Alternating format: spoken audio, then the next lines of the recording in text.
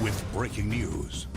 A Fresno man is dead after his own car ran over him tonight. It happened just before 8 o'clock this evening near Madison and Sylmar Avenues. Police say the 51-year-old man pulled over to the side of the road and tried to put his truck in park. Instead, the man put the truck in reverse, and when he got out of the vehicle, the truck rolled on top of him. Officers say a person passing by saw the victim under the truck and called police.